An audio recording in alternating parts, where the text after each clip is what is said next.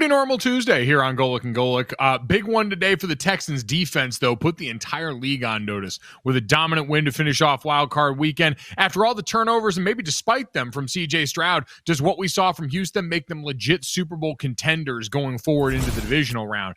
And the biggest news from that game came today at 2 o'clock Eastern in a team meeting when it was announced Mike Tomlin would be stepping down after 19 years at the helm for the Pittsburgh Steelers. What's next for one of the league's best coaches after this abrupt finish to his season and theirs over on the South Side? And national championship winning head coach Jimbo Fisher going to join the show to talk about college football playoff expansion potential, Lane Kiffin's postseason decisions, and the keys to victory as we start to look ahead to Monday night's national championship. Mike Golic Jr., Mike Golic Sr. here with you guys. That all obviously fades into the background as earlier this afternoon, the biggest result of last night's game, as we mentioned, happened. Mike Tomlin, 19 years, now becomes the third member of the AFC North coaching fraternity to be fired or step down this offseason here. Tomlin had 2 years remaining on his contract, informed the Steelers players of his decision at that 2 o'clock meeting today.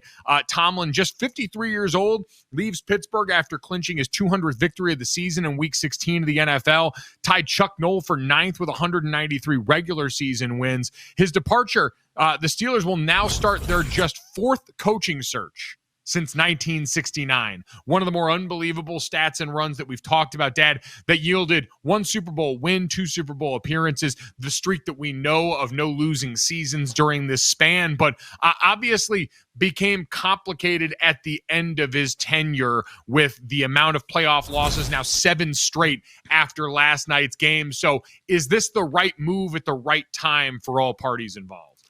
Well, it seems like, yeah, it's kind of a handshake and thanks for the memories and we're going to move on. Steelers are going to start over. Tomlin's going to take a breath. We don't know if he'll jump right back into coaching. He's just 53.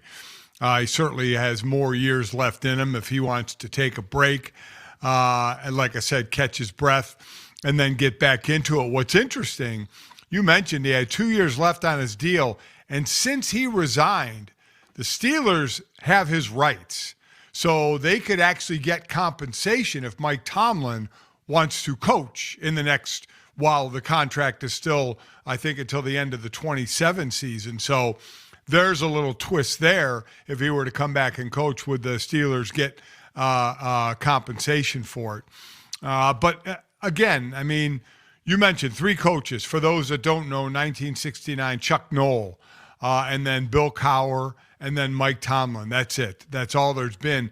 And Chuck Noll, another thing, the comparisons of the 3 coaches that were hired.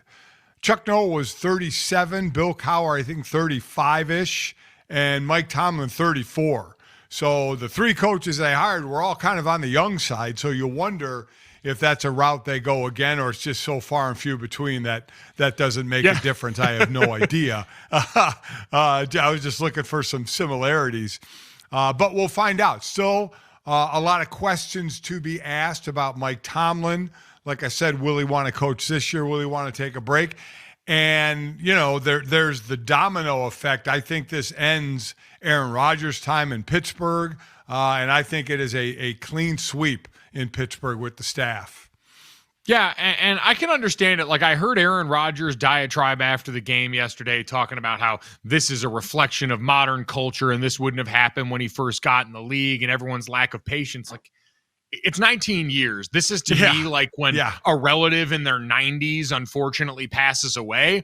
All you can do is smile and reflect fondly on that time period. It's a rich, full life, and in this case, a rich, full tender that yielded a bunch of incredible memories. A lot of players that I know were changed for the better with Mike Tomlin. Like, I won't overstate my tenure with the Pittsburgh Steelers. I went to training camp there as a rookie, but just getting to see inside there for even a brief time and how Mike Tomlin ran that organization, how for a player, all that you want is what you got there. The standard is the standard on the wall. And he set that every day. He connected with every player on the roster, including the guys like me that were on the back end destined to get cut from that team. And he laid out exactly what you were supposed to do. And I think that's why you've seen that team, even as they've struggled post Ben Roethlisberger, in a way that ultimately is the point that broke this, right? too many losses, no answers at quarterback, spinning your tires on the wheels of mediocrity, destined to get bumped on wild card weekend every year. I'm sure that wore on everyone involved, but it doesn't change that Mike Tomlin is damn good at this. He's one of the best to ever do it. But also, I think that fresh start is going to be good for him and certainly is necessary for the Pittsburgh Steelers if they want to get back to the things that they were doing consistently early in Mike Tomlin's tenure. Yeah, it is pretty amazing that in one fell swoop. Now, of course, Andy Reid has been coaching for a long time, but Tomlin and John Harbaugh, the most years with one team, 18 and 19 years, respectively, both gone. And we know Harbaugh is jumping right back in to the coaching scene, so it'll be interesting seeing him in different colors, and he is the prize catch. But now where does if Mike Tomlin wants to get back into it? It is amazing that no jobs have really been filled yet. Everybody's kind of waiting for the dominoes to start to fall, but not then the Baltimore job opens up. Then now the Pittsburgh Steelers job opens up, though I don't know how, we'd rank it as far as attractiveness. But again, you look at a team, you look at the quarterback position, and, you either have a 42-year-old quarterback coming back next year or you're starting anew. I don't know, with a draft pick, maybe with a guy who has been a backup, but you're probably starting anew. So not sure where this, we'll look into it of the openings of where this one would rank. But it is amazing. No job has been filled yet. Yeah, and I think you're absolutely right about that. Most people saw this as a possibility since this was not just this year, right? This is the last few seasons where I think you go all the way back to the end of the 2023 season when our buddy Brooke Pryor asked Mike Tomlin the question in his post-game press conference that prompted him to walk off and kind of leave that moment there. So I do think you're right in that they're kind of waiting for those. And it is a good reminder, right? We talk about this job and the Ravens job. If you're an up-and-coming coach, if you're someone out there, they become so prioritized because they're further down the road in their development. They're in healthy organizations where you need a minor tweak. And it's not to say it's perfect, what I'm about to say on the other side, because we saw Pete Carroll, someone accomplished, done this at a high level for a long time, and this year was an abject disaster for the Las Vegas Raiders. Our buddy Jason Fitz said the worst Raiders season he's seen in his lifetime, and that's saying a lot. But for these other organizations that made firings because their teams were bad, look no further than the New England Patriots, who got reminded, if you're an organization struggling and instead of having to go and pick from the group of upstarts, guys looking for their first head coaching job, when you get someone who's been there, done that, knows how to operate as a head coach at a high level, it's amazing how quickly and how abrupt it can feel internally, I'm sure, when all of a sudden that turnaround starts, when you're not getting someone feeling out this process as they go along here. For more on what we saw take place in the South Side today, Mike DeFabo, kind enough to join us right now, Steelers beat writer over at The Athletic, giving us a little time on what sure is, Mike, I'd say I'm sure a hectic but not altogether surprising day given the momentum that has been building to this moment. From your sense, with the people around that organization, the players who were a part of that meeting, how abrupt did this feel to the people closest to Mike Tomlin's decision? Yeah, like you mentioned, there was a lot of speculation about this, if this was going to happen, to the point that we had multiple stories, even a coaching candidate story pre-written, because we had a sense it was coming. But in terms of the people inside the building, I think a lot of them were surprised. I was talking to people leading up to this, kind of saying, hey, are you hearing the same things I'm hearing? And some of them were like laughing it off, saying, Mike Tomlin is not that kind of guy. Mike Tomlin backed into a corner. He's going to fight his way out. He is never going to wave the white flag, so to speak, or to step away. He is going to continue to want to coach this team. So I think a lot of people who were either coached by Mike Tomlin or within that building were surprised by the news. So do we think that it was one of those, it was talked with ownership and basically it was, hey, we're going to part ways. Do you want to resign and go down that road? By the way, which helps the Steelers because, as I mentioned, they own his rights for the next 2 years as well. So they could get compensation if he coaches somewhere else. That's a great question. That's something that I'm looking to get more clarity on over the coming days. But I think one thing that may have affected Mike Tomlin's decision was he has heard criticism before. I mean, any head coach, all of the 32 head coaches face criticism and calls for their job. But it got louder than I have ever heard in Pittsburgh. And it came to a boiling point in week 13 when Mike Tomlin was booed at his own stadium and fans chanted to fire Tomlin. And I mean, just something to that degree, I think, was extreme. And you have to wonder, a proud coach like Mike Tomlin, who I'm sure has plenty of confidence in himself, to hear those kinds of things, was there a part of him that was thinking, how much longer do I want to coach in a city and for a fan base that doesn't seem to appreciate me? And I wonder how much that may have weighed into his decision. As far as the decision for what's next for Mike Tomlin, 53 years old, so certainly still a young enough man in coaching to have some tread left on the tires there, but also we know could be plenty of television suitors. What's your sense for just how realistic that will be in the decision-making process for him? Yeah, right now there's just plenty of speculation that he'll go to the TV side. And I think that if he does go that route, I think it's going to be brief, just because this guy is a competitor. I feel like coaching is all that Mike Tomlin knows. And I think that itch is going to pop back up sooner than later. So even if, I think it's likely that he'll maybe take a step back for a season, reevaluate his future, maybe give some teams an opportunity to fire their coach for marquee jobs to make an opportunity for him, as we've seen in the past with a couple of situations. But I think that he will eventually, we will be talking about Coach Mike Tomlin in the present tense before too long. So you and those that cover the Steelers, certainly Mike Tomlin's basically all you've known.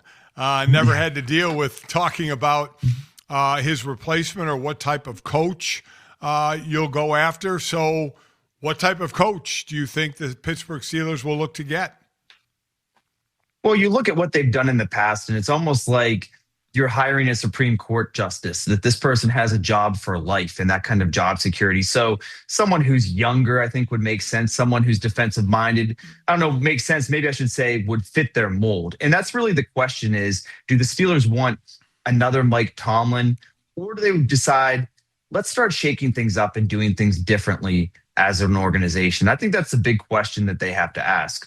And so, two guys that would make sense to me, on one side, somebody like Brian Flores. He's already been in the Steelers building. He's defensive minded, still relatively young, and very innovative. He's worked with players who are on the team. He might make some sense. But on the flip side, the Steelers are in this situation because they were unable to identify, draft, and develop a quarterback. And the bottom line is, it seems like the coaches that have quarterbacks succeed and the ones that don't fail and get fired or move on. And so I would look at a guy like Clint Kubiak, for example, or some of these other offensive-minded guys, and just realize that if this franchise is going to get where it wants to be again, the quarterback is such an important piece. It's not just you fire the coach or move on from the coach. That's just step one. Step two is, how do you get to that next level with the quarterback who's going to be the franchise guy?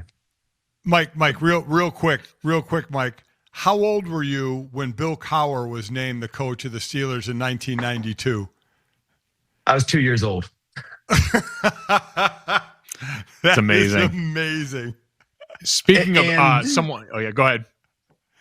Well, and Joey Porter Jr., the last time the Steelers won a playoff game was at North Catholic High School before he transferred to North Allegheny, before he played 4 seasons at Penn State, before he played 3 years at Penn State. So that's why there was frustration and discontent from the fan base.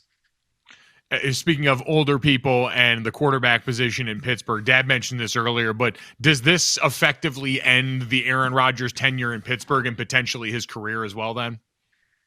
Yeah, I don't want to speak in any absolutes when it comes to Aaron Rodgers, because you never know how he's thinking. But as soon as he signed here, he said that the main reason was, and the main attraction was, Mike Tomlin. And he has talked so glowingly about Tomlin. They had a really great relationship. And really their stories have been parallel and intertwined from the Super Bowl that they played against each other. And so, now, it was also interesting that before Week 18, we asked Aaron Rodgers about his future, and he could have easily said, look, guys, I'm only focused on this game right in front of me. But that's not what he said. What he said was, after the year, I'm going to be a free agent and I'm going to have options. and options was plural. And my interpretation of that was certainly he'll consider retirement and decide if maybe this is the right time to walk away. Maybe he'll consider coming back to the Steelers, probably closes the door to a degree with Tomlin gone, or mostly. I wonder about the Vikings, just because like their quarterback situation with JJ McCarthy hasn't exactly panned out the way that everyone anticipated. And Aaron Rodgers seemingly had a level of interest in potentially joining the Vikings during this process before. So maybe now that Mike Tomlin is out, he looks in that direction and returns to the NFC North. It could be fascinating to watch. You're right. The almost matchup that we had there to complete the Brett Favre loop and fulfill the prophecy that was foretold many moons ago. Stay glued to Mike DeFabo's Twitter feed, doing a great job over at The Athletic, as Pittsburgh going to be venturing into uncharted territory for the first time in a while. Thanks, Mike. We appreciate it. Yeah, absolutely. Thank you guys so much for having me on the show. Thanks. Absolutely. Coming up next, by the way, there was a game that precipitated all this last night, and the Houston Texans defense looked every bit like the best unit in the NFL. Can they overcome their offense to a Super Bowl run? Next. Welcome back to Golic. Obviously, the big news of the day, Mike Tomlin stepping down after 19 years in Pittsburgh. That comes following his 7th straight playoff loss and the inability for the Steelers to get past wild card weekend once again, this time at the hands of the Houston Texans, who the ball up top Houston Texans defense being able to overcome what was an inconsistent turnover-filled night from C.J. Stroud en route to a 30-6 win that featured not one but 2 defensive scores by this team, putting up basically the same amount of points as their offense in what turned into a rout. Dan, I think just solidify what we already knew, right? This Houston Texans team has a championship caliber defense, period, end of sentence. Probably the best in the NFL for my money, and we saw that on display last night. The offense was able to ignite a run game that we have not seen like that all year long, but I don't know who that version of C.J. Stroud was, and if he shows up again from here on out, they are going to be going home because of it. C.J. Stroud put the ball on the turf 5 times, and they lost 2 of those. It was amazing. But this game was also amazing in the fact it was 7-6 going into the fourth quarter, and it felt like a blowout, right? It felt like it's going to take a miracle for the Steelers to win this game. Aaron Rodgers can barely get a pass off unless it's a swing pass. He got a couple of downfields.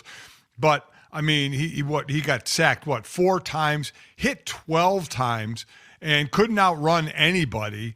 But you're right. I mean, this offense, now, as you mentioned, the running game did a nice job. They gained 164 yards, average over 5 yards a carry. But C.J. Stroud, he definitely struggled hanging on to the ball. And as you go deeper into the playoffs, you certainly can't afford that.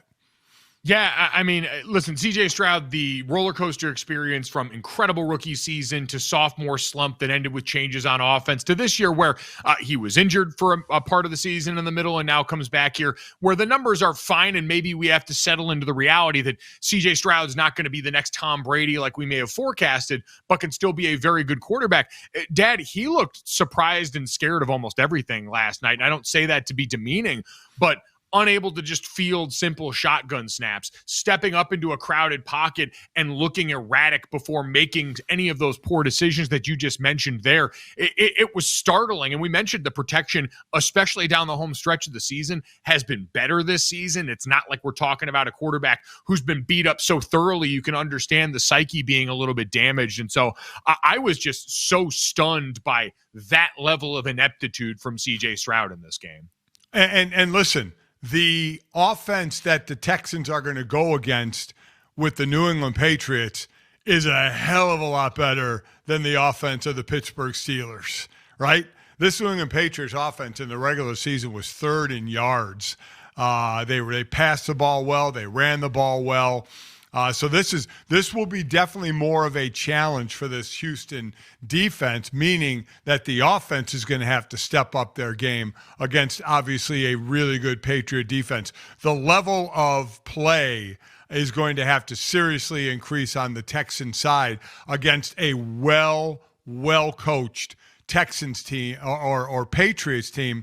And we know that mantra for years with Bill Belichick. It's not about winning a game, it's about not losing a game. And putting the ball on the ground will lead you to losing a game. especially because the game felt so infinitely winnable. Once the Texans run game came online so early, Woody Marks over 100 yards in this game, 112, averaged just under 6 yards per carry. Nick Chubb even got into the action as well.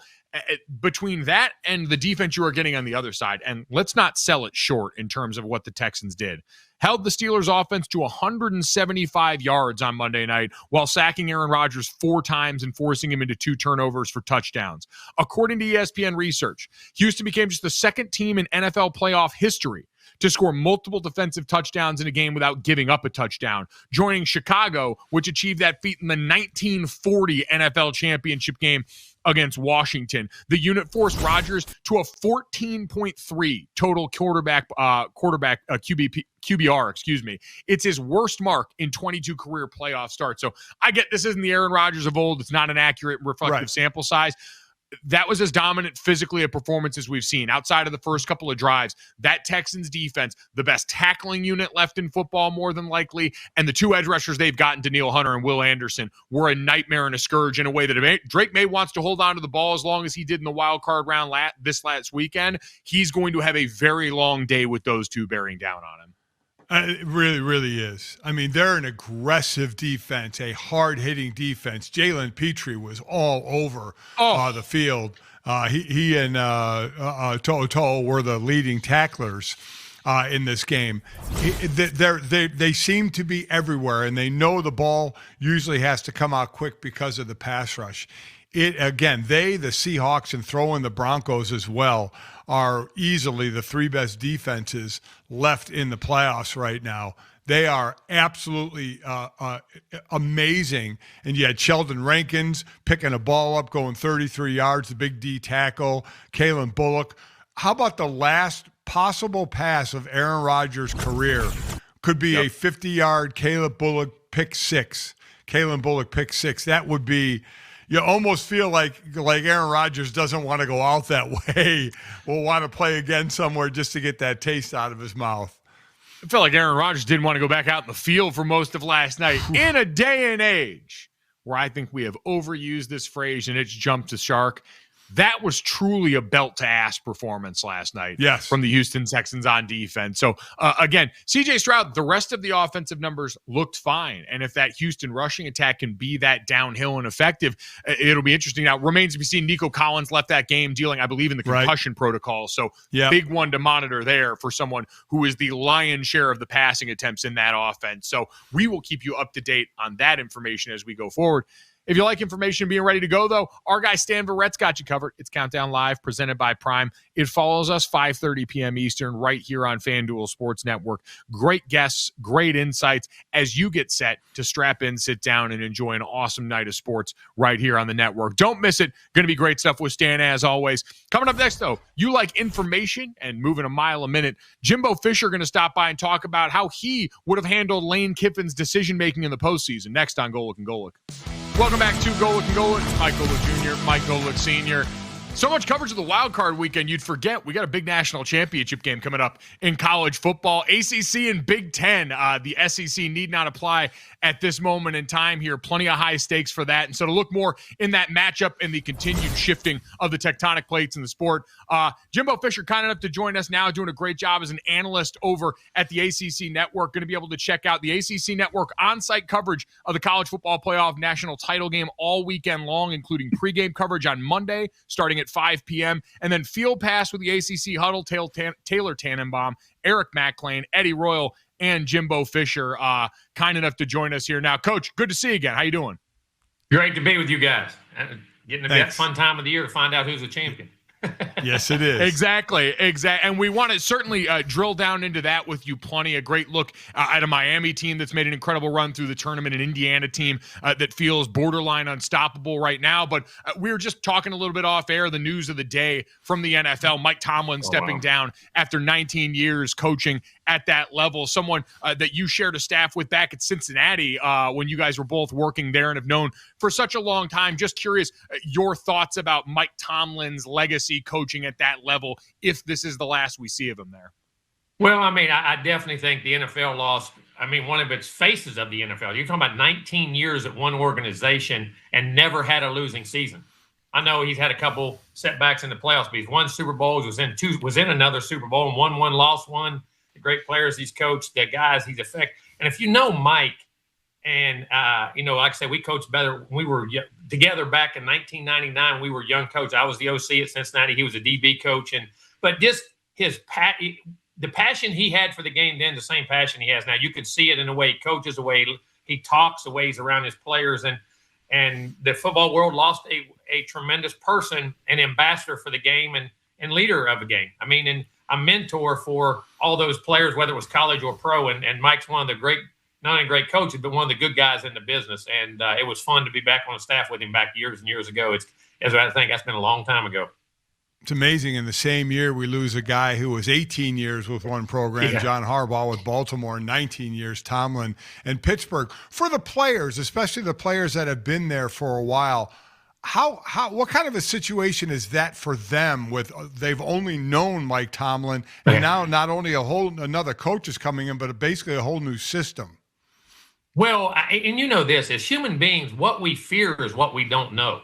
So, as you're a player and you're saying you say there's a fear, but there really is. Do I fit what this guy's going to do? Am I too old? Am I too young? Does he like veterans? Does he like younger players? Which way you got to build it, which way you got to fix it, and what is his philosophies, and do I fit in? Because you know this, Mike, you guys played in the NFL. That window is so short, and to me, you have your superstars and the other parts of the league, which that we don't always talk about because we always talk about superstars. They're fits based off organizations, based off philosophies, based off scheme, based off knowing a coach.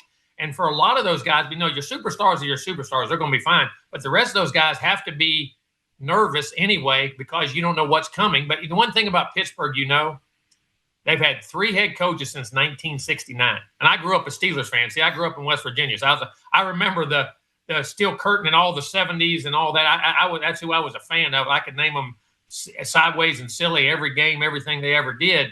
But that organization, to me, is as good an organization as there is in the NFL. So they'll pick the right guy, that's for sure. But for those players, there's an unknown that's going to make them nervous. Lots of change coming up for them. For the players getting ready for the national championship in college football, a big opportunity on hand, especially Miami in the ACC. We know the ACC hasn't had a national champion since Clemson in 2018. How big is this for the perception of the conference overall, what Miami's been able to do, knowing that going into the Selection Sunday, they weren't even a lock to necessarily make the field? Well, that shows you how many experts we got, right?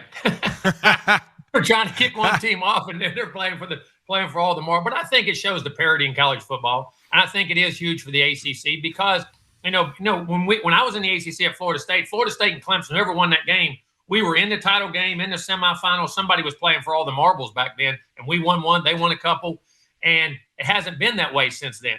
And it's great to see the ACC getting back up there because it's a tremendous conference. I think they're carrying the water for the league, and I think it is huge. And I think a home game for them and playing down there is not only a lot of pressure on them, it's a great opportunity. And I think it's going to be a tremendous game. But it's funny to me as you look at these teams, and as I look at Indiana and I look at Miami right now, all the no huddle, all the fanciness, you know what it gets down to? Both of them have tremendous O-lines and D-lines and have very good quarterbacks. It's amazing what wins, isn't it? It really does. It always goes back to the big guys, no doubt about that. And nobody wants to talk about it. Yeah. For Indiana, a program that has struggled to win over the years, just how were they able to turn it around in just 2 years? Well, I think everybody's wanting to know that. I mean, it's never been done in the history of college football. And what Kurt has done, but what he's done, he stuck to his guns and his own beliefs and his beliefs in him and what he thinks wins. And I tell you what they've done to me. And you know this, Mike, once you have and both of you do, once you have a certain level of talent that you can play, and then it gets back to the intangibles, the toughness, the effort, the discipline, the pride, the grit, all those things that we talk about that players have, they play with as a team. And we always say those are choices, and they're the things that, because we always talk about how high a guy can jump, how high he can run, but what about how much information he can process? How about the way how much toughness he plays with, how much effort he plays. They've turned those into talents. And when you watch these guys, they're the most precise and efficient team I've seen in a long time. And I think Kurt has signified that. He stressed that. And you look at a lot of his major contributors, the amazing thing, those guys came from James Madison. I mean, they weren't even recruited into Division I football. They're playing for all the marbles. And it shows you that the intangibles, once you have a certain level of talent, that the intangibles become even bigger than the talent levels of certain teams. And it's an amazing thing to watch.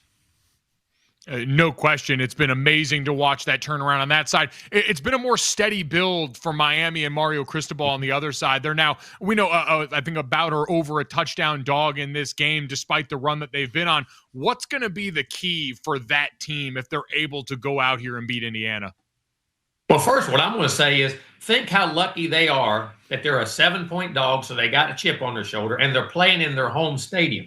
I mean, that doesn't happen very often. You're at home and you're a 7-point dog. There's a lot as a coach you can pry into to mentally get your guys ready. But I always believe at this level, it's, you are what you are, and those teams have the intangibles or they wouldn't be there. But to me, it goes back to winning the lines of scrimmage. Which team can? These teams are so similar in that the offensive line at Indiana, I think, was runner-up for the Joe Moore Award. And I don't know where Miami finished, but they were really high.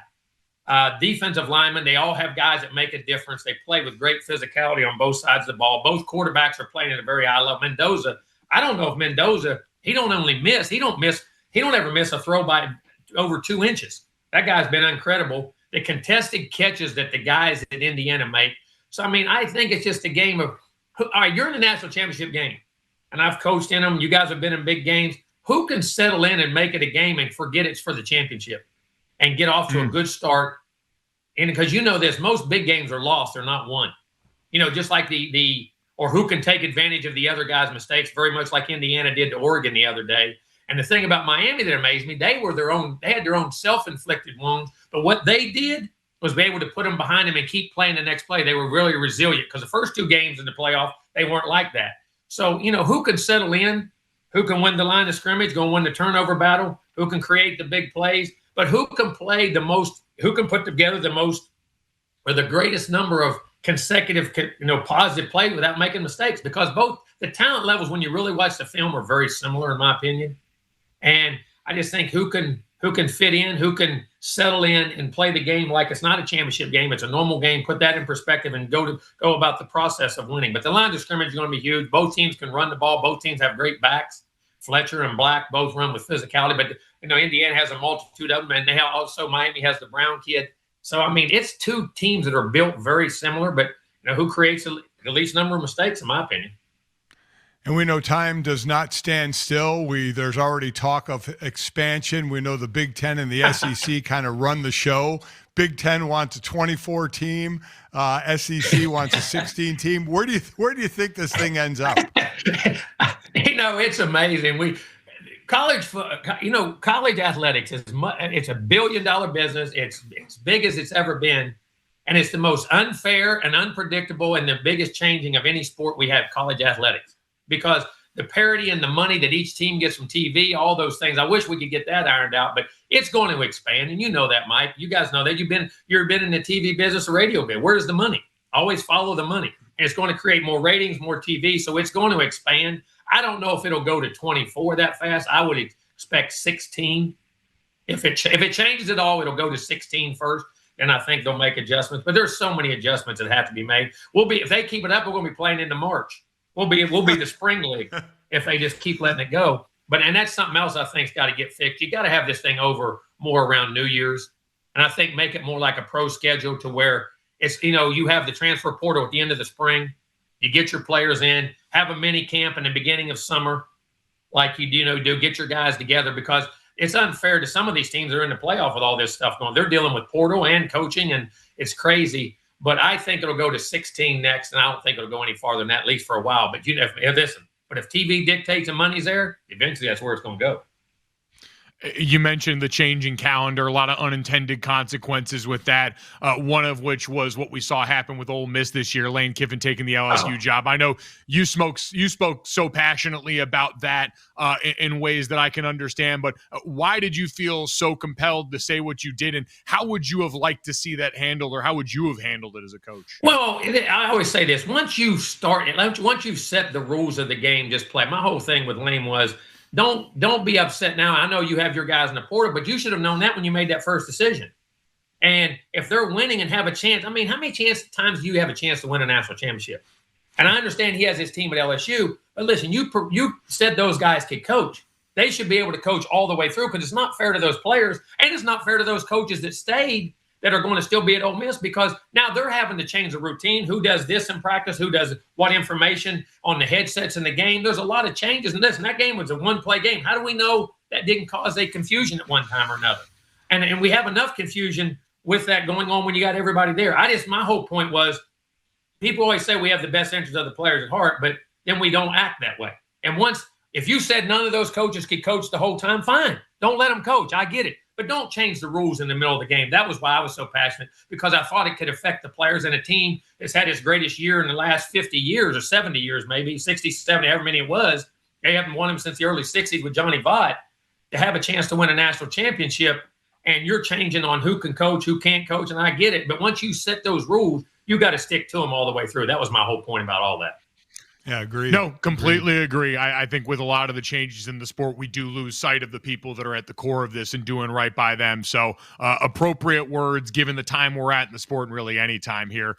Coach, we appreciate the time. Everyone, check out the ACC Network's great coverage heading into the College Football Playoff National Championship. Again, coverage starts pregame Monday at 5 p.m. and then the field pass with the ACC Huddle, Taylor Tannenbaum, Eric Backlane, Eddie Royal, and Jimbo Fisher. Going to be awesome stuff. Thanks, Coach. Enjoy this. We appreciate it. Always great to be with you guys. You guys got a great show. Thank you. Thanks, Coach. Well, Dad, they're not going to be the only ones meeting down there in Miami before this game here. We mentioned college football playoff expansion has been one of the hot topics leading into this. Heather Dinich wrote a great piece about that over at ESPN the other day with some of the pertinence. And January 18th in Miami, all 10 FBS commissioners, Notre Dame Athletic Director Pete Bavacqua, and the 11 presidents and chancellors who comprise the organization's board of managers are going to meet down there as well to talk about some of the proposals on the table.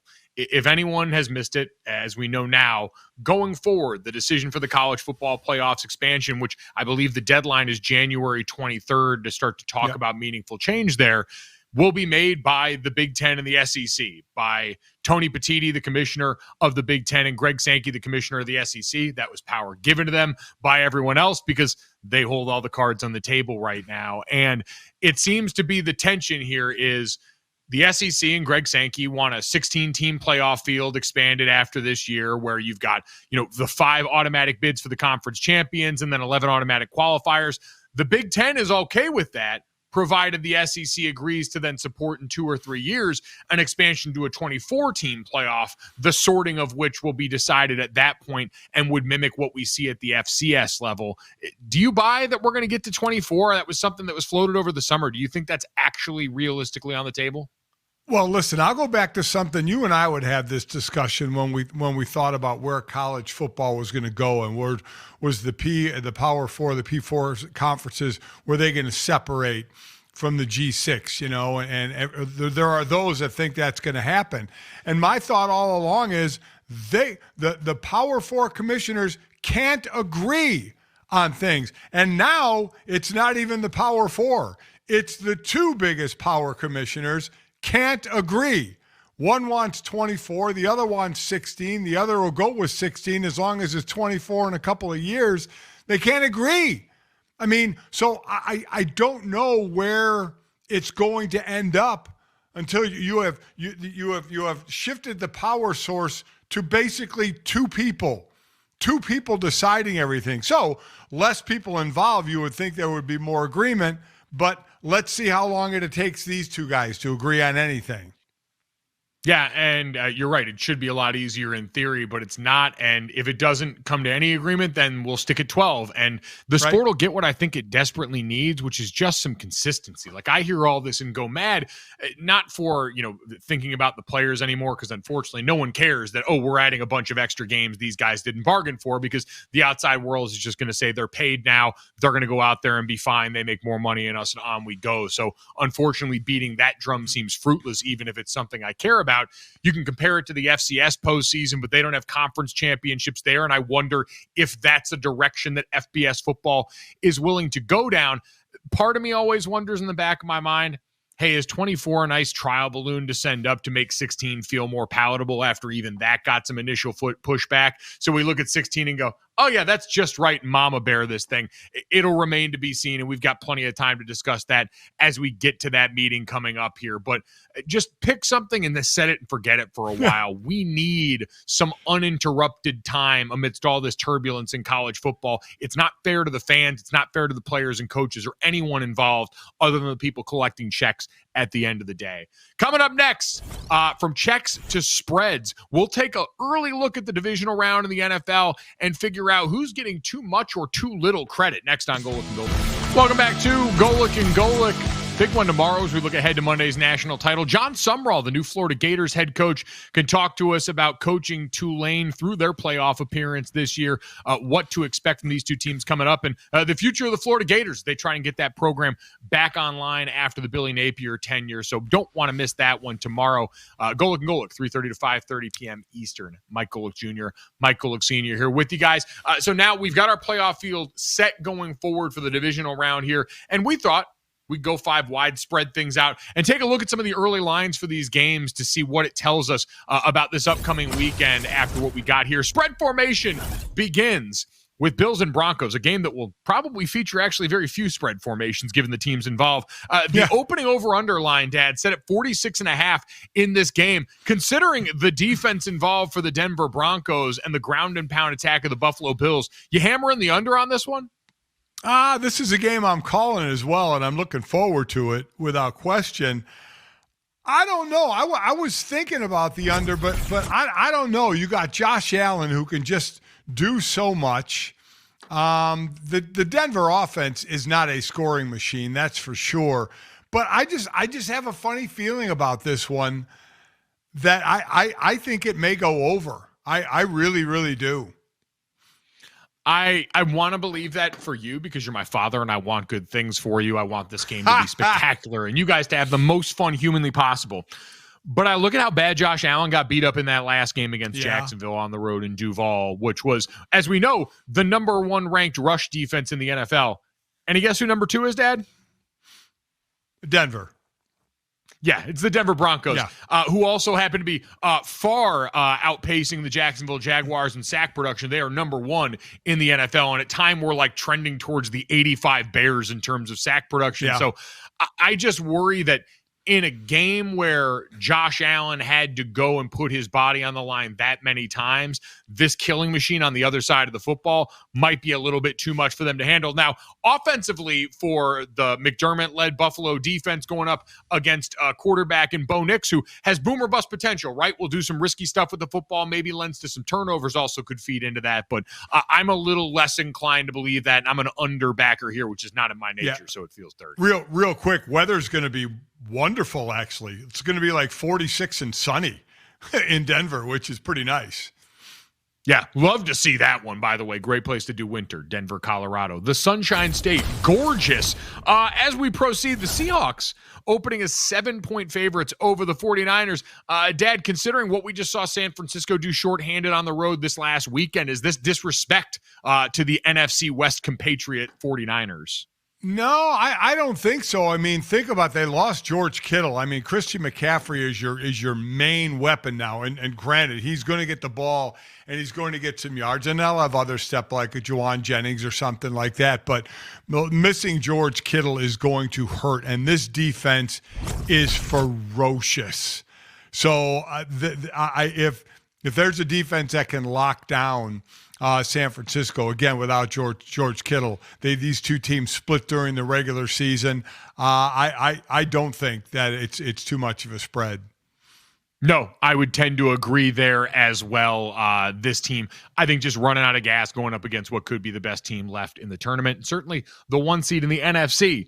As we proceed, the Houston Texans, who we just saw dismember the Steelers on Monday Night Football, open as 2.5-point underdogs on the road against New England. Dad, are you surprised that defense going to have to go out here and earn its keep as underdogs against the 2-seed Patriots? No, because of the Houston offense. I mean, the reason why it's so close to being even is because of the defense. That Houston offense was worrisome in their game without question. So I think it's actually and New England is so solid. They're, again, a Mike Vrabel, New England Patriot type team that doesn't make the mistakes, and they'll let the other team make the mistakes. And God knows that Houston was making some against the Steelers, and they can't afford to make them against New England. Yeah, the Patriots, while a soft schedule, as we know, markedly better statistically against the run. And that was the biggest surprise. If the Texans can't lean on the ground game as heavy, can C.J. Stroud go and just put whatever that was behind him and play better ball like we saw for the rest of that game would be huge. But part of me has a tough time looking away from that Texans defense and predicting them to lose in any game. Should be a fun one there. Let's wrap up. The Bears, home underdogs against the Rams. Did we learn nothing on Thursday night, Dad? Should bettors be putting more respect on the Bears' chances this weekend? Well, I tell you what, you would think so.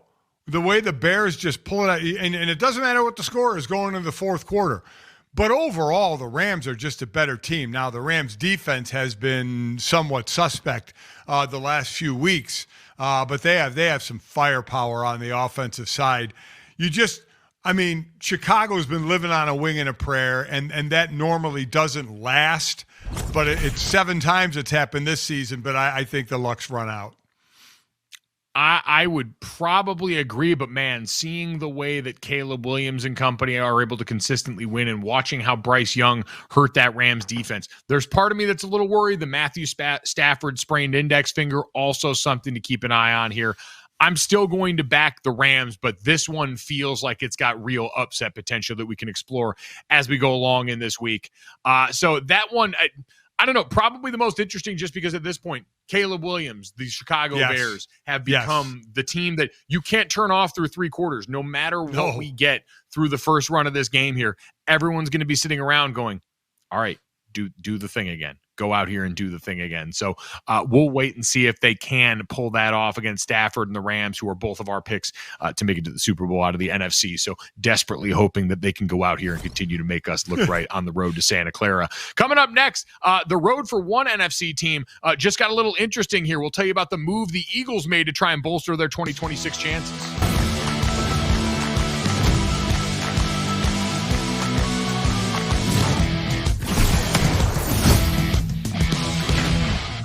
Two's up. It's hour number 2 here on Golic and Golic. Mike Golic Jr., Mike Golic Sr., Jeff Saturday, El Jefe, going to stop by, former Colts All-Pro center, an ESPN NFL analyst to help us digest the rest of the day. And then Beanie Wells going to join us as we look ahead once again to the College Football Playoff National Championship and some of the potential rule changes on the table around the sport this offseason for both players and the college football playoffs. In the meantime, until we get to that, let's get to our 3-point stance because we got plenty more news and notes around the NFL and otherwise. Let's start Major League Baseball, though. The Diamondbacks acquired third baseman Nolan Arenado in a trade with St. Louis on Tuesday.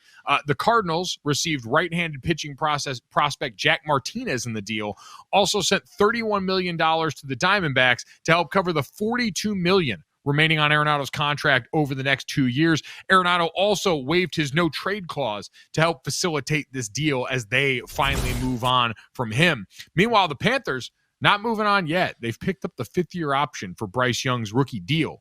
Now, General Manager Dan Morgan said the two sides will discuss whether a contract extension makes sense at this point in time, but the move keeps Young under contract now through 2027, where he'd be guaranteed to make $26.5 million at the helm for the Carolina Panthers. And last but not least, speaking of at the helm for the Philadelphia Eagles, they've announced that Kevin Petullo will be removed from his role as the team's offensive coordinator today. A source told ESPN's Adam Schefter that Nick Sirianni, who announced this move himself, is open to keeping Petullo on the staff in a different role. Remember, he was promoted from pass game coordinator and associate head coach this offseason, replacing Kellen Moore when he left to take the head coaching job for the New Orleans Saints. So this kind of continues the trend that we've seen for the odd year Philadelphia Eagles, right? Nick Sirianni promotes internally from someone who's been a part of his staff to replace an outgoing coordinator taking a head coaching job. And the results, well, they haven't varied. They've been very bad for these teams who have started off the season strong before giving way to lackluster and often oversimplified passing attacks that undermine all the talent on this team. So where do you expect the Eagles to go next now after this decision, Dad? Well, first, some numbers that you talked about. Their scoring dropped from 7th in the league to 19th in the league. Offensive efficiency, 4th in the league last year to 19th this year. Rushing attack was number 2 last year to number 18 this year. It is dropped off. And the thing about Jalen Hurts, he hasn't had a chance to really develop with one play caller. It's his 6th year, and he's had Doug Peterson, Shane Steichen, Brian Johnson, Kellen Moore, Kevin Petullo. So that is not a way to get consistency out of your quarterback. And the question to be answered is, because we keep talking about how simplistic the offense is, the question is, are the coaches just running simplistic offenses, or can Jalen Hurts not handle more complicated offense? That we don't know the answer to.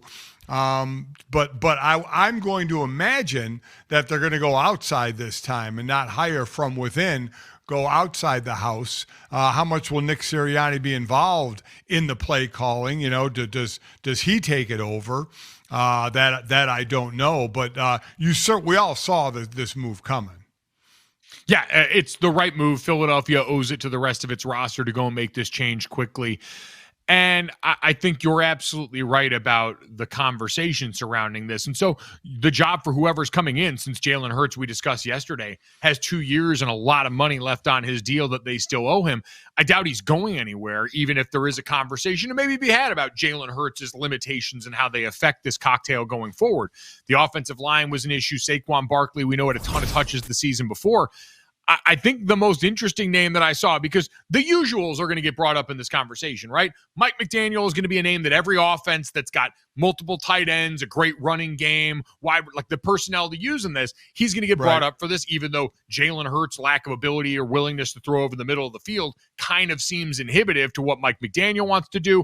Todd Monken, after departing from the Baltimore Ravens, whether or not he follows John Harbaugh, I'll be curious here. The name I saw floated by Devin Jackson, who does a great job as an NFL draft writer and editor over at the Philly Inquirer, was Brian Daboll. Brian Daboll obviously just wrapped up his tenure as the New York Giants head coach. And remember, in the sea of offensive coordinators that Jalen Hurts has had from high school till now, Brian Daboll worked with him in Alabama as the offensive coordinator and quarterbacks coach. Also did great work in New York with trying to maximize Daniel Jones. Certainly his time with Josh Allen, always a big resume bullet point there. So if there is anyone who might have the availability and certainly the experience necessary to come in and make this work, could be a guy who they were facing not too long ago in the NFC East. That would be a good one. I forgot about the relationship they had at Alabama, some familiarity. And, oh, by the way, Philadelphia, by cap number, has the most expensive offense in the NFL. And they had such a dip in production from the Super Bowl year last year that there definitely had to be some chess pieces that are going to change. And we all had a feeling it would start with Petullo. But Daboll's certainly going to get some interest from other teams as well. This will be going to be a very interesting offseason because of all the new coaches, and then coaches bringing in coordinators and other assistants. How much, musical chairs of all coaches goes on this offseason. Yeah, I mean, if you are a coordinator out there looking at this job, I know we seem to talk only about the negatives considering the way this season went, but you brought up highly paid and incredibly talented. If I'm looking at an offense where you say, hey, you're going to have Devonta Smith and A.J. Brown on the outside, Saquon Barkley and what could be a bounce-back year, and Jeff Stoutland still coaching there on the offensive line that was banged up a bunch of important pieces, I'm saying, yeah, I could probably fix him, looking at this like maybe a jilted lover from a bad relationship. Yeah. So I still think this is going to be a job that now on the market. We've talked so much about the Baltimore Ravens, the Detroit Lions, both of which have coordinator needs as well. And, starting to rank those jobs at or near the top of this, you certainly look at quarterback. And I think we would all say, hey, getting to work with Lamar Jackson, probably number one on that list. I would say Jared Goff above Jalen Hurts right now in terms of the quarterback that you'd probably want to go with. And then the Eagles probably not far behind that in terms of what they afford you in a lot of those weapons. So big one to keep an eye on. But again, the Eagles join a growing list of teams. Greg Roman fired by the Los Angeles Chargers today as well. A lot of teams making that move at coordinator to try and give their quarterbacks and offense the best chance going forward. A lot of them, though, going to be chasing the great defenses around the NFL. We saw maybe the best on display last night on Monday Night Football, the Houston Texans and what they were able to do against the Steelers. Incredible as now they get set to turn the page in their eyes on the New England Patriots in the divisional round. All right, for more on the historic butt whooping we saw from those Houston Texans last night, Jeff Saturday, ESPN NFL analyst, former Super Bowl champion and all-pro NFL center, kind enough to join us here now. And Jeff, I highlight the accolades up front in the trenches because as a man who did it at an incredibly high level for a long time, as you watched that Houston Texans defense last night, what do you do against the force like that and the way they're playing? You don't get any sleep, that's for sure, prepping for them cats, man. Good gracious. I mean, they are a freaking terror. And as an offensive line, you kind of always look, hey, where can we, where are we decent one-on-ones? Where are our matchups? I can let you know there's no tackle that feels comfortable just locking them up one-on-one all day, and then they can get interior pressure on you. They'll bring an extra and they'll add. But the crazy part is they don't disguise it. Like, I mean, they're really a pretty simple, like, basic lineup and just punch you in the mouth. And those are the scariest defenses to play. Because when they're like, hey, listen, if we play our best and you play your best, we're better. That gets that little taut factor. You know what I mean? When you pucker just a little bit because they are legit. So when you play them, obviously you'd love to block, especially the edge guys one-on-one, and maybe you try that. But how often do you have to chip with a tight end or back, which obviously gets them out late into a pattern?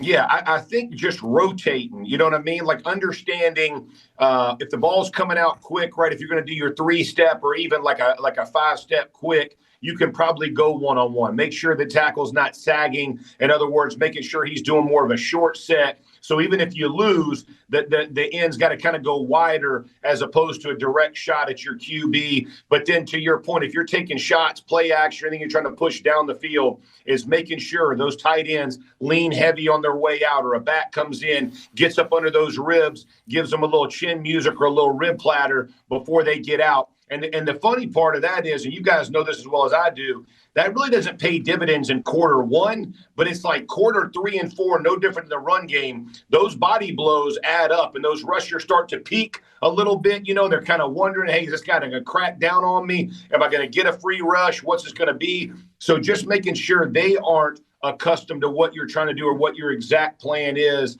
always makes the difference. And I can assure you they'll be prepped up. That offensive line understands what's at stake, making sure to protect May. So they're not gonna go out there with just a flat plan. They're gonna have a lot of different levels to it, and they'll try to get it executed. The team that had the difficult time executing against that group last night, the Steelers offense helmed by Aaron Rodgers, a guy that you got to play with in your career, obviously saw him at the height of his powers versus what you saw last night from him. A lot of questions about his future. With what you know about the man, the player, do you think this is the last we'll see of Aaron Rodgers? I think the only place that he would go is back to Pittsburgh. I mean, you just saw like kind of the joy on his face. I think I don't think he's going to go try to find another home, right? I think this is the one that he found the right place at the right time.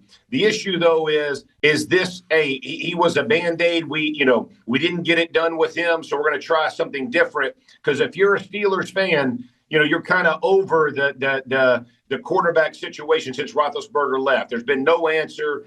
You had an opportunity for Darnold. You had an opportunity for Daniel Jones. You had an opportunity to draft. So there have been a number of opportunities that you could have went after. And unfortunately, they haven't found the right answer. And I'm assuming that not only the fans, but the organization's getting tired of kind of playing, late to the party, which they've done the past few years. An offseason where it feels like some of those tectonic plates are shifting, specifically in the North. Dad mentioned John Harbaugh already let go by the Baltimore Ravens. He had his first official interview of this cycle with the Atlanta Falcons. As you look out into the open jobs, where do you think the best fit ultimately is for John Harbaugh at this point? Yeah, honestly, I think the Falcons would be the best in my opinion, right? I know the Giants make sense to me as well. I like the Giants. But if I'm John Harbaugh and I'm looking at the NFC South, you're going to be competitive in that league. You have the pieces and parts. You're going to have to figure the quarterback part out because whether Cousins, I know he restructured to potentially leave. You don't really know Penix, Cousins, what that's going to kind of. But you got two great backs. You got receivers. You got tight ends. You got a good defense that's kind of up and coming. So you have all the pieces and parts in a division where it's attainable. I like that fit. You can bring your own GM. You can kind of do this thing together. I like the Giants as well, but I'm not sure all the firing's done. And that it's crazy to say, but I think that as you kind of look forward to this thing, there may be other jobs available. I think he'll get the pick of the litter, whatever he decides. I think then the rest of the chips kind of fall after him. Yeah, definitely musical chairs of coaches will continue, and then 8 teams continue on in the playoffs. I got 2 offensive guys here. We know the old adage saying defense wins championships. You finished the season, Houston was number 1, Denver was number 2, Seattle was number 6. They're the top 3 defenses left in the playoffs. Jeff, do you believe defense wins championships? Absolutely. I just said it to Dominique a minute ago. Look, we put butts in seats. Y'all win championships, baby. We need that defense. And you saw it last night. Think about this. I think about this all the time, like on offensive teams that I played on. They put the ball on the ground, meaning the Houston Texans, 5 times. They had 3 turnovers, and the team scored 6 points. They had 3 points off a turnover. One turnover, they had 7 plays and 4 yards. So, like, when you talk about defenses keeping you in games and keeping you, it's still 7-6, right? As it goes on, then it's 10-6, and then the defense scores 2 touchdowns.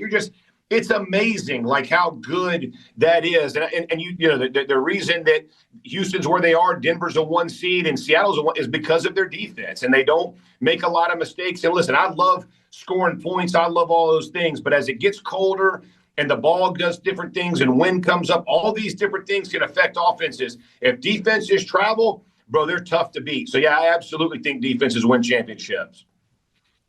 No doubt this postseason defined by those defenses Dad mentioned there. I do want to look at a couple of the more potent offenses led by 2 of the best quarterbacks left in this. Josh Allen and the Buffalo Bills had a barn burner down in Jacksonville. Matthew Stafford, the presumptive MVP in the Rams, barely got out of Carolina alive. Ooh. Which of those 2 teams and quarterbacks do you think is best suited to help their team through a deep run, even if the defense isn't lighting things up? You know what's funny is that you say that is I think whichever defense on those 2 teams plays better. Like Buffalo, they found a way, and Josh Allen, the Herculean effort he put. Look, 4 times I thought he was going to be out of the game. He's taking a freaking beating on his body. They still find a way to win. Stafford and Carolina, I thought that was going to be an absolute blowout. That Carolina had them, and then I don't know what Carolina was doing at the last drive. I feel like they played super soft defense and allowed them to kind of just progress down the field and end up taking over. But I think both of those teams, neither of those defenses impressed me on either side, Buffalo nor the Rams.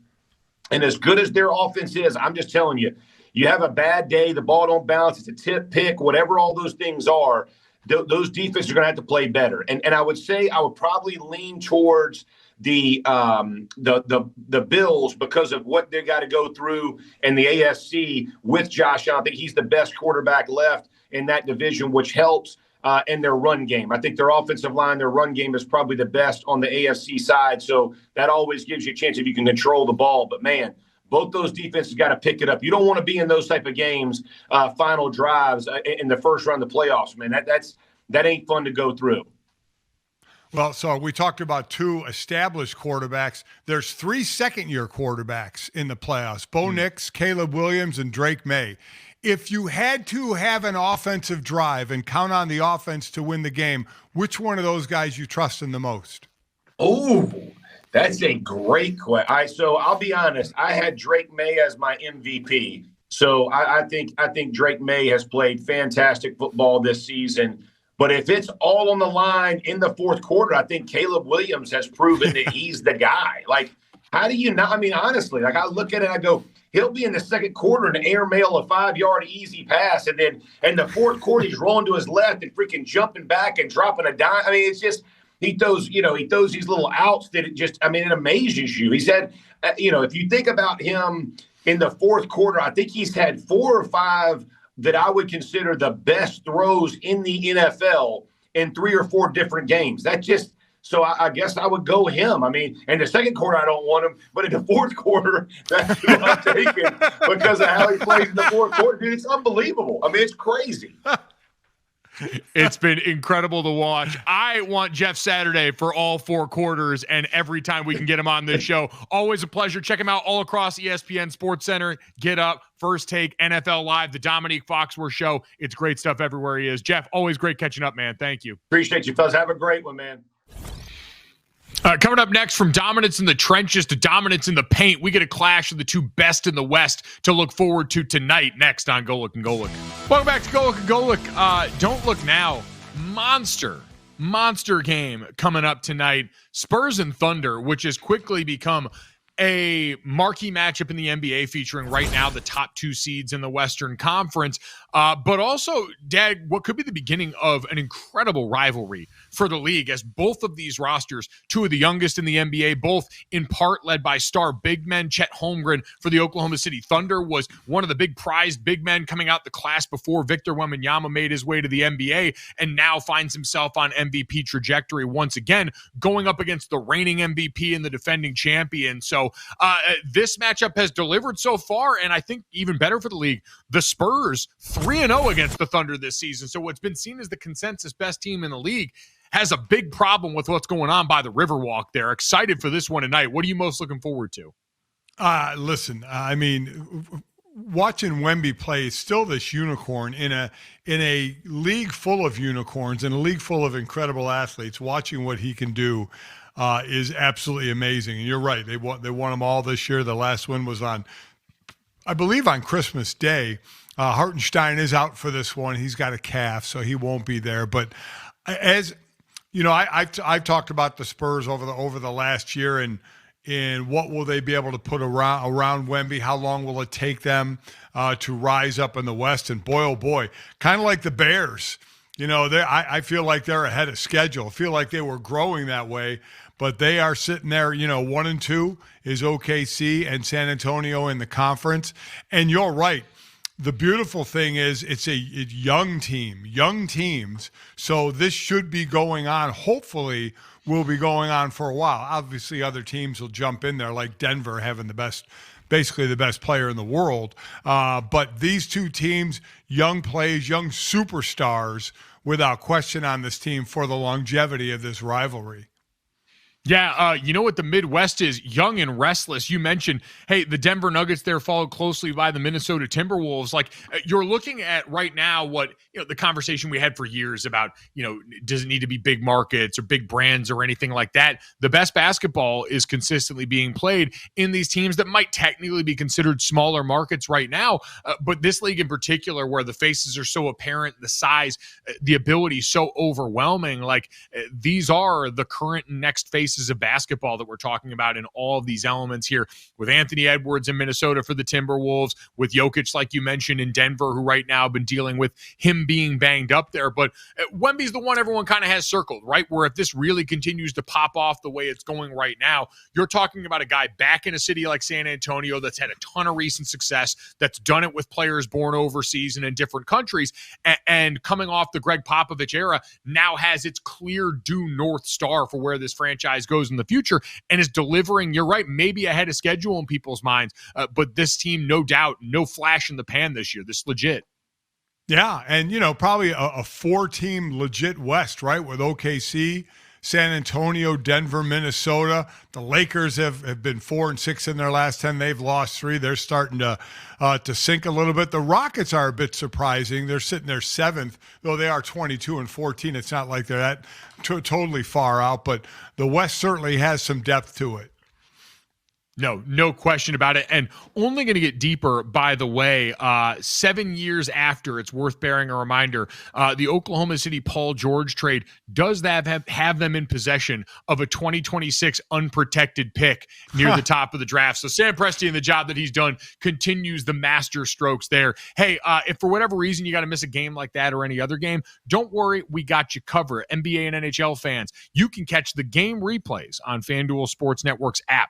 As soon as the final whistle blows, you can watch every highlight, big moment, all in your choice of a 5, 10, or 15-minute condensed game. So download the FanDuel Sports Network app today and make sure you don't got to get ready because you stay ready. Coming up next, we'll continue to get ready for a big offseason in the Big Ten for the Ohio State Buckeyes as we march towards the national championship here on Golic and Golic. Welcome back, and breaking news. This one's for you, Dan Orlovsky. Woo! Keep our wonderful man's name out your mouth. According to ESPN's Adam Schefter, in spite of interest from several NFL teams, Marcus Freeman still expected to remain at Notre Dame for the 2026 season per sources, as I saw it announced earlier today by Pete Sampson. Marcus Freeman will have press conference availability tomorrow at 1 p.m., his first media availability since National Signing Day on December 3rd. We saw him do a little media through the Jeremiah Love run up to the Heisman Trophy ceremony. So Marcus Freeman expected to be back this upcoming season and get to announce plenty of great signings in this transfer class that I was never worried about and never had any issues with. A phenomenal look again. And Dad, just yet another sign that Notre Dame, Marcus Freeman, all in on what 2026 has to offer and all the advantages their roster is hoping for right now. You just wonder year to year how it's going to go. But this year there were so many openings that if he was going to make a jump, you thought maybe it would have been this year. But this is something Notre Dame's going to have to contend with often. Hey, you know what? Good problems to have, and what we'll take right now. What's important is college football is a series of one-year deals across the board. And so understanding that this is going to be a reality going forward, but knowing now that all eyes and the whole road is pointed ahead towards 2026 for the Irish, who have a number of marquee transfer portal acquisitions that I'm sure will get discussed tomorrow. Obviously, there were the legal matters surrounding Marcus Freeman that have been largely put to bed by all the evidence that we now have out here publicly. So I'm sure all that will be addressed tomorrow, and we can get to plenty of that then. Let's get to our next guest now, though. We got the national championship coming up Monday, and surprise, surprise, the Big Ten once again represented. Beanie Wells, college football analyst for CBS Sports Network, kind enough to join us here now and enjoying some time out in the golf course and getting out of that Ohio weather. Beanie, good to see you, man. How you doing? I appreciate you guys having me, man. It was a little too cold in Ohio, so I had to fly south like the birds do and get down to sunny Florida. So what's your strength of your golf game? You know, I can drive it really good. And like a big guy, typically you can drive the ball, but the short game is the issue. I'm struggling right now with this golf course. All right, there we go. While Beanie, while you refine the short game there as we get ready for the national championship, I'd imagine while cold, it's got to be feeling pretty good in Big Ten country. The potential for a third straight national championship for the Big Ten Conference, one for your Ohio State Buckeyes last year, Michigan the year before, now Indiana carrying the banner for the conference. I'm sure you, like a lot of other people, see the SEC chest pounding here. What does this signal to you about the way the college football landscape has changed in the modern era? Honestly, I think it signals a change in the guard. You know, I think like right now with the NIL and the portal, things are a lot more even across the board. And guys are no longer choosing the SEC just because it's the SEC and the quote-unquote best conference out there. You can play good quality football anywhere. And right now we're seeing the Big Ten kind of taking the reins right now with teams back-to-back years in the national championship. And it's kind of led right now by Indiana and Curt Cignetti. The 2-year turnaround, Beanie, has been amazing. How do you describe this quick of a turnaround? It's something unprecedented. You know, I said a couple of weeks ago, whatever, you know, Indiana's doing in terms of analytics and how they're evaluating players and how they're figuring out, okay, let's go get older guys because these guys are a lot more mentally ready to go and win right now. And you can get those guys to buy in much sooner. every program in college football needs to follow suit. This needs to be a model moving forward for everybody in the college football world of how to get guys, how to evaluate them, and how to pit them together and get those guys to galvanize the program and get a team back on track, ready to win right now. Kirk Cinetti has it mastered to a T. It's been incredible. They authored a win so dominant over the fellow Big Ten Oregon Ducks in the semifinal round. It had people talking about them against 2019 LSU. So safe to say they're rolling into this national championship game confident. Do you believe that Miami can give them a game? Are we destined for a blowout here, or can the Canes keep this close? I think the Canes can certainly keep it close. I mean, with the way that they rush the passer and the way that they, run the football, they win the trenches in just about every game, especially throughout the college football playoffs. They've been so dominant. We talk about Ruben Bain and Akeem Matchett here, but their offensive line has been tremendous. Mark Fletcher Jr. is going on this run that we saw Terrell Davis go on back in '97 in the playoffs, where he was just hitting on all cylinders and catching a hot hand at the right time. They can certainly make it a game, but the one thing that you have to take into consideration when talking about Miami is how much they're penalized, how undisciplined football they can play at times. If they're going to win this game, they'll most certainly have to play their cleanest game on both sides of the ball. Do you think Miami playing in their home stadium basically will have an advantage, like a home field advantage, or does Indiana just travel so well? You know what? The way we saw Indiana travel last week to Atlanta, it makes me think that it won't be a home field advantage. We know just how the seasons past have been there in Cane Country, where their home games, they don't get a lot of fans there. So it makes me believe that Indiana's going to travel well, and this thing probably will be more on the 50-50 end, if not Indiana having more fans in that stadium. It's going to be remarkable to try and see the way they packed it, the same way they packed the Peach Bowl in the lead up to this one here. For both of these teams here, the quarterback play going to be off discussed. Carson Beck, seventh-year player, started plenty of great games at Georgia, has struggled at some junctures this year but made big plays when necessary. Fernando Mendoza, the reigning Heisman Trophy winner. How big is the gap in your mind in quarterback play in this game? Has Carson Beck shown enough that people should believe in him going into this game? Oh, certainly. The one thing that he's done that he hadn't done in prior games, and specifically the ones that they lost, was take care of the football. He's been tremendous in taking care of the football. I think that's due in part to how Mario Cristobal has kind of game planned and saying, we're going to run the football. We're going to allow Carson Beck to pass when we need, but we're, especially on third downs, we're going to allow him to make the best decision. And sometimes that's been him making the best decision with his legs. So I think he's certainly closed the gap as of late. But Fernando Mendoza is such a tremendous athlete, and he's such a precision passer. He's so accurate, and that he does the most important thing you want. He takes care of the football. He doesn't make the mistakes that teams can come up and creep up and beat them with. Before you came on, Mike and I were talking about how our coach at our school at Notre Dame, Marcus Freeman, is not going to the NFL. He's going to stay at Notre Dame. What about Curt Cignetti? Do you think down the road he may think about the NFL, or do you think he's a college guy? I think he's a college guy. When you look at his track record, he's been college through and through. And when you go to a program like Indiana and you set it on fire, I don't see there be any reason to leave. I mean, when we're talking about Curt Cignetti, at some point in time when he's done, he's going to have a statue outside of the Hoosier Stadium based on what he was able to do the last couple of years. I mean, he's brought that program from a perennial doormat to a team that's in the national championship. And let's be honest, if they win this thing, this will be the greatest turnaround in sports history. And we've never seen anything like it. One of the big factors in this matchup is going to be Miami's run game. And Mark Fletcher probably been as impressive as any player in college football during this run. As someone that played the position at a high level, what stands out to you most through this run when you watch Mark Fletcher on tape? He never goes down on first point of contact. He's always getting those extra yards, breaking tackles, and he knows when and where to make the right cut. He's so decisive with his decision-making. And with the running back, that's most certainly what you want. But the critical factor that's, left out when talking about him is his ability to pick up the blitz in the pass game. There's so many of those third and medium situations to where a team throws an opposing blitzer, and Mark Fletcher Jr. is right there to stonewall that defender, giving Carson Beck time to throw the football. And that's partially due to Carson Beck. And that's why he's not turning the football over. He's getting great protection, not just from the O-line, but from his backs and tight ends as well. The future of the playoff amount of teams falls on your former conference, the Big Ten, and the SEC getting together. And the Big Ten, your conference, wants 24 teams. SEC wants 16 teams. Where do you think they end up meeting on this, or does it stay at 12?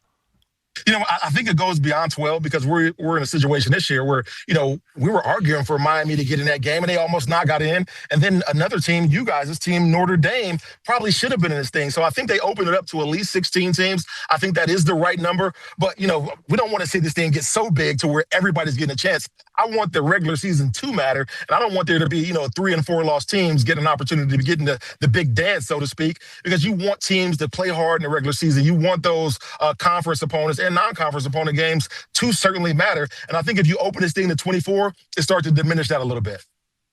It's a great reminder. College football's regular season, one of the best products in all of sports. So I'm with you. You want to keep that sacred as we go forward into whatever the postseason version of the sport is going to look like here. Great stuff. Again, check out Beanie doing a phenomenal job over at CBS Sports Network as a college football analyst. I wish we could see the next shot for you coming up on the course, but here's to hitting it straight and far, man. We appreciate your time. Thank you, guys. Thanks, Beanie. Awesome stuff there. Very jealous. I got out in the golf course for the first time all season this weekend. Hadn't golfed since August. It is embarrassing how sore the left side of my body is. All my obliques, and there aren't that many of them. It's, covered by a load of laundry, as we often say, are screaming today. That being said, hit it pretty well. I'm still hoping that I haven't really got out and golfed seriously since I got my shoulder replaced. I'm hoping that'll improve my game. Somehow, some way, I hope I get a little baby draw with it now and I stop slicing it into the next fairway. I'm hoping the new hardware has that effect. All right, there we go. We'll wait to see what my dad's commissioned study on the effect of body replacements on the golf game can be going into this coming year. Someone else who might have time and we know loves to play a good bit of golf, Aaron Rodgers sent home in the postseason last night by the Houston Texans defense. The Pittsburgh Steelers quarterback, after the news of Mike Tomlin stepping down today, certainly has a future in doubt. This is what Aaron Rodgers had to say last night after the game when he got asked about retirement and his future in the game. I'm not going to make any emotional decisions.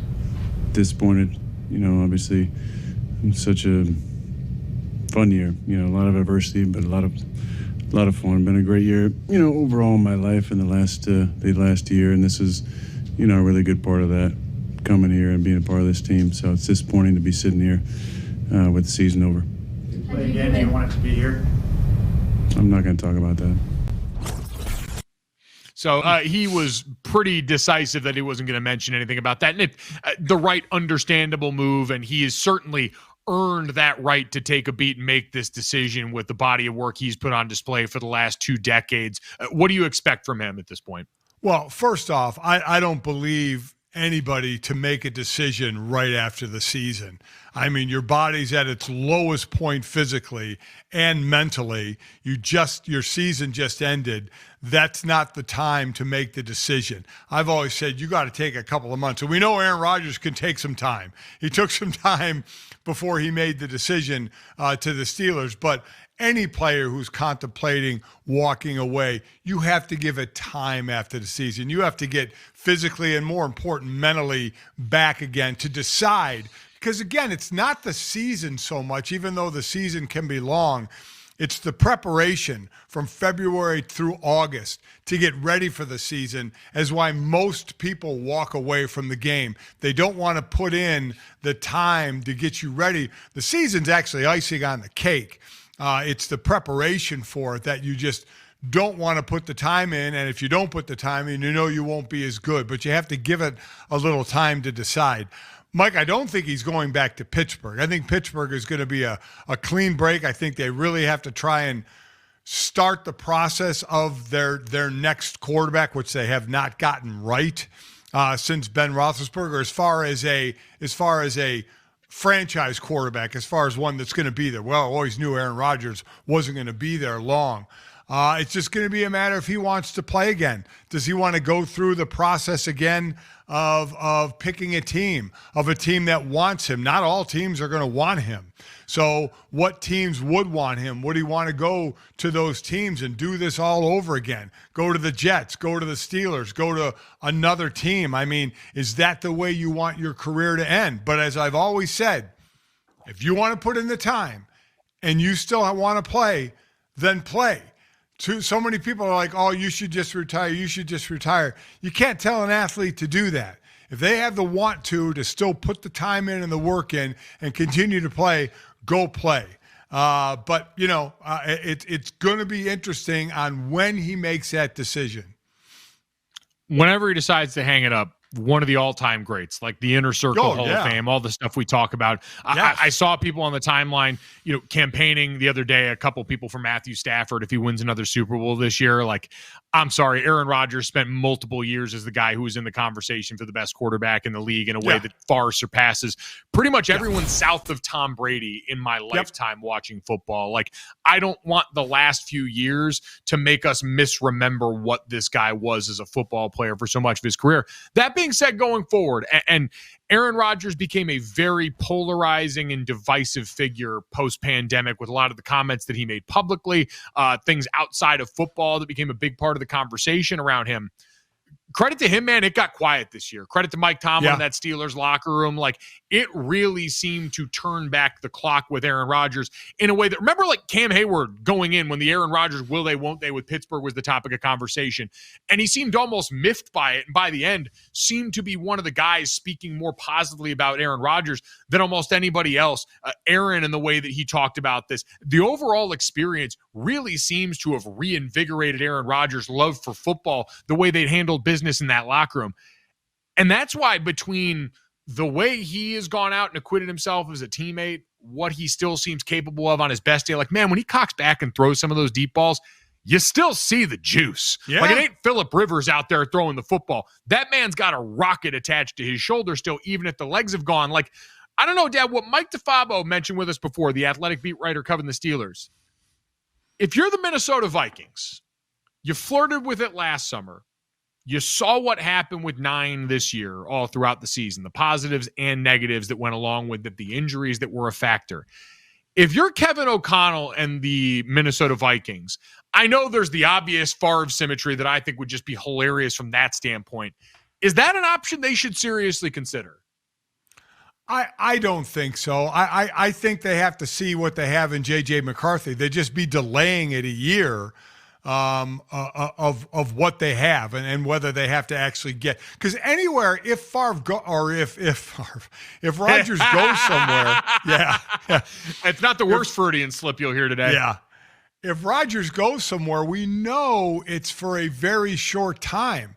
And J.J. McCarthy was a high first-round pick that you need to find out. And I think this next year will be the year you decide. You're going to find out, because then you decide, are you going to give him the fifth-year option, or are you going to move on? I think they need to find that out for the sake of the future of their team. I don't see Aaron Rodgers being a one-year fit for Minnesota and them making a run at the Super Bowl. And that's what a team has to think if they're going to get Aaron Rodgers. Are we going to be able to make a run, a legitimate run?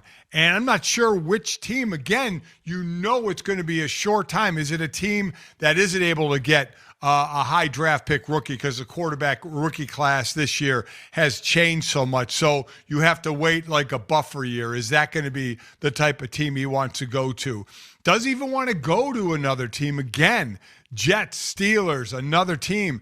Does he want to do that? If he wants to play, that's what he's probably going to have to do. And if he's done with football, we see so many players now going from getting involved behind the desk or behind a microphone, or getting involved in management, or getting involved in partial ownership, like Tom Brady did. God knows Aaron's made, a good chunk of change. And I'm trying to figure out what Aaron Rodgers would do.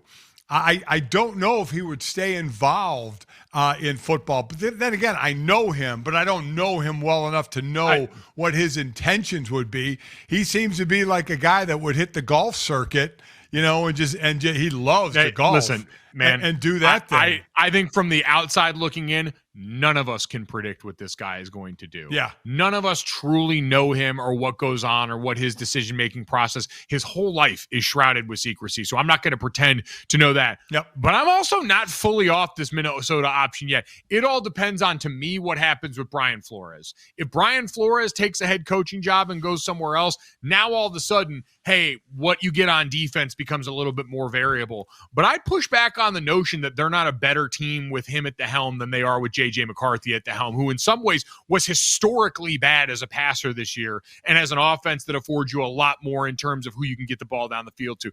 I'm sure this conversation won't be done today, and so we can keep that going. Coming up next, though, let's talk about the college level. Who might be backing up the Brinks truck to a campus near you soon? Next on Golic and Golic.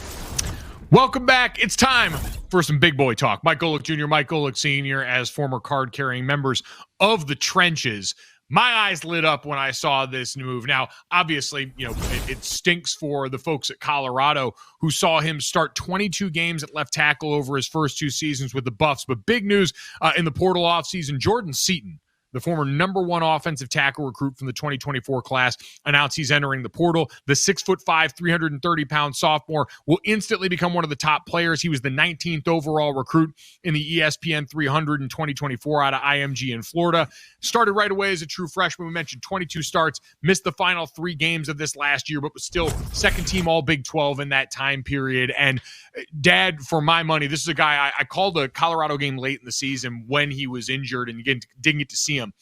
But watching him on tape in the lead up to that, I was telling anyone who would listen, like, hey, future top 15 pick right here. Effortless pass protector, one of the freakiest athletes for his size that I've seen at that position on tape so far. And with rumored asking prices in like the $2.5 billion range, I already said that's going to feel like a steal given what I think, especially in the right circumstances. If he gets a little polish on some areas in his run game, this is a potentially dominant player for someone next fall. Yeah, there are those that think he'll be north of $3 million.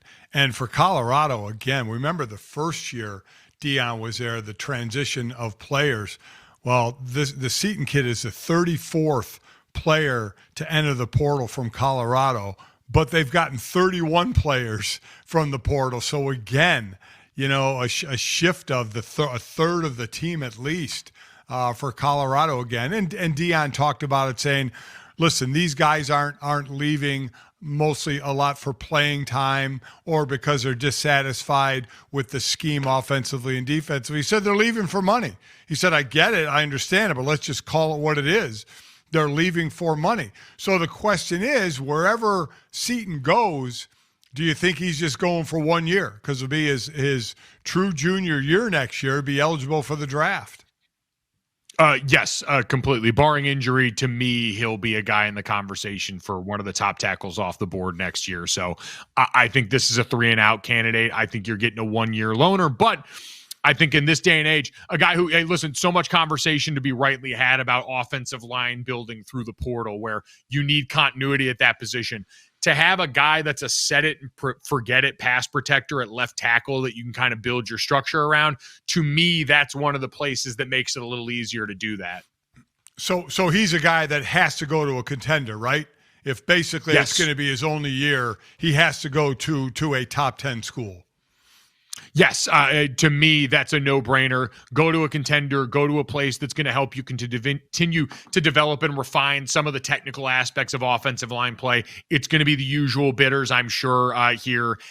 But this is an instant impact starter in my mind and a guy who's got major NFL upside that I'm excited to watch wherever he goes this upcoming fall. So, again, big news. We talk about all these quarterbacks in the portal.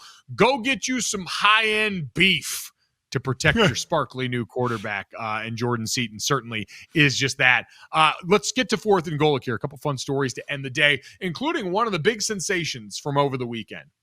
Cheese Grater Man in Chicago. It's taken everyone by storm. You saw Caleb Williams after the game on the set with the Prime folks do this, but the story came out today about Brandon Martinez, blue-collar worker, born and bred in Chicago from the Southwest side. He's a 38-year-old who saved up for last-minute resale tickets by clocking overtime shifts. He's a union man who operates blenders for antifreeze and airplane dicer at a chemical plant. And he went to the store and he got himself a heaping helping of cheese in some Ziploc bags, 4 hunks of cheese, and then got the cheese grater that he snuck in his coat so that it didn't set off the metal detectors and security at all, which is concerning for different reasons, but don't mind the man behind the curtain here, and just started popping off and got his chance. When the camera saw it, they asked him to do it again, and now we've seen the cheese grater foam hats a la the cheese heads that we've seen for Green Bay. This dude has really created an interesting rallying cry for this rivalry in this city. He really has. I love the cheese grater hats to go along for to battle the cheese head. I think it's fantastic.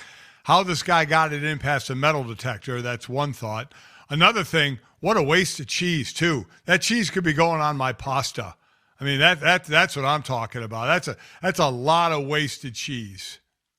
I love the trip. He said he picked up beers and an $8.99 cheese grater from Jewel Osco on the way over, and said he was loaded up on steak, sushi, and Miller lattes as he went through. That is no greater sign of man of the people status than calling any beer Bud lattes, Miller lattes, whatever your flavor is here. As a former college-age white man who often used to bring that out here, that's a man after my own heart, and someone that this – and I mean, to see this then happen, it's one thing for him to, I'm sure, watch this take over the fan base. He said going around, people were holding out their hands for shredded cheese from him. But for him to then watch his star quarterback go on national television after that and do this same thing, to see the heat from Ben Johnson in the post-game locker room, this really seems to be something that's got legitimate staying power at a time where this rivalry seems as heated and hated as ever. And boy, it's awesome. This is great. The NFL should love this. This is greater, as in cheese grater. That's how greater it is.